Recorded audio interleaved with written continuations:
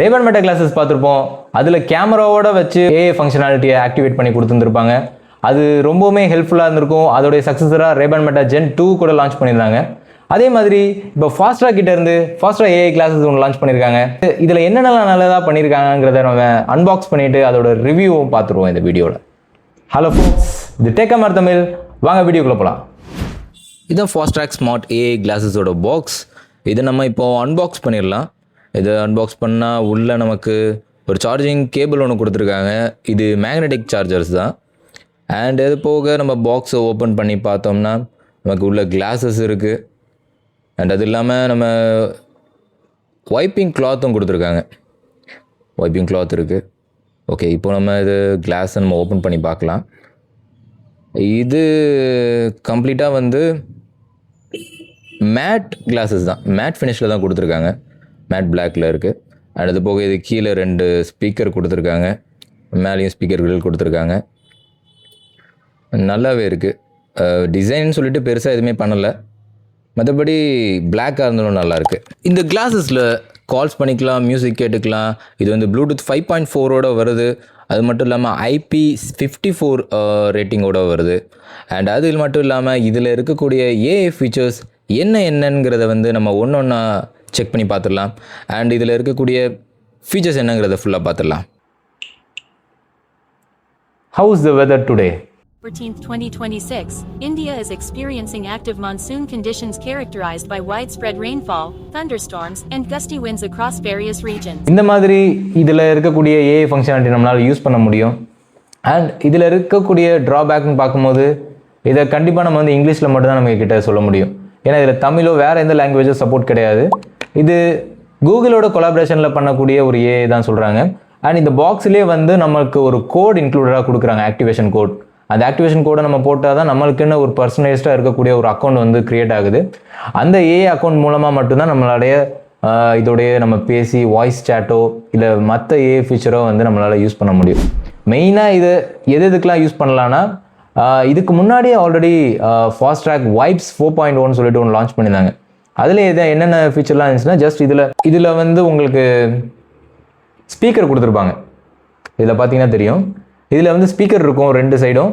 இதை வந்து நம்ம வேர் பண்ணும்போது நம்ம காது கிட்ட கரெக்டாக அந்த ஸ்பீக்கர் வந்து கோஆர்டினேட் ஆகிருக்கும்.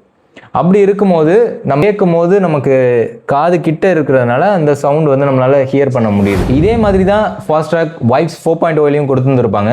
அதில் என்னென்னா மியூசிக் பிளேபேக், நேவிகேஷன், இந்த மாதிரியான ஃபீச்சர்ஸ்லாம் வந்து நம்ம யூஸ் பண்ணியிருந்துருக்கலாம். இதில் அடிஷ்னலாக அவங்க கொண்டு வர்றது அப்படின்னு பார்க்கும்போது ஏஐ கூட சேட் பண்ணுற ஃபீச்சர் தான். ஏஐ வாய்ஸ் ஃபீச்சர் நம்ம ஆக்டிவேட் பண்ணிவிட்டு ஏஐ கூட நம்ம என்ன கேள்வி வேணாலும் கேட்டுக்கலாம். நம்ம அதே மாதிரி நம்ம அலாரம் செட் பண்ணுறது, இந்த ரிமைண்டர் செட் பண்ணுறது மாதிரியான ஆப்ஷனும் இதில் வந்து கொடுத்துருக்காங்க. அது ஒரு நல்ல ஃபீச்சர் தான். பட் இந்த ப்ரைஸ் பாயிண்ட்டுக்கு அது ஒரு நல்ல ஃபீச்சர் நம்ம சொல்லலாம். ஏன்னா ரேபன் மெட்டா கிளாஸஸ் கிட்ட கூட இது கண்டிப்பாக நெருங்க முடியாது. ஏன்னா அதில் இன்பில்ட்டாக இருக்கக்கூடிய கேமரா வச்சு நம்ம என்ன பார்க்குறோம், என்ன விஷுவலாக நம்ம பார்க்குறோங்கிறத ரெக்கார்டும் பண்ண முடியும். அது என்னென்ன அப்படிங்கிறத வந்து அதுக்கிட்ட கேட்டு நம்மளால் தெரிஞ்சுக்கவும் முடியும். லைவ் டிரான்ஸ்லேஷன் இருக்குது. இந்த மாதிரியான ஃபீச்சர்லாம் வந்து ரேபன் மெட்டா கிளாஸஸில் இருக்கும். ஆனால் இதில் கேமரா இல்லை. அதனால நம்மளால் இதில் நம்ம பார்க்குறத விஷுவலாக கேட்கக்கூடிய சேட்டிங் மூலமாக வந்து நம்ம எந்த ஒரு கொஸ்டினும் கேட்க முடியாது. அடுத்ததாக இதில் நம்ம கிளாஸஸ் வேர் பண்ணிகிட்டு இருக்கும்போது எப்படி நம்ம ஏஐ ஃபீச்சரை ஆக்டிவேட் பண்ணுறது? அப்போது வந்து நம்மளுக்கு இந்த இடத்துல ஒரு ரிங் மாதிரி கொடுத்துருக்காங்க, ஒரு பட்டனில் டச்சு தான்.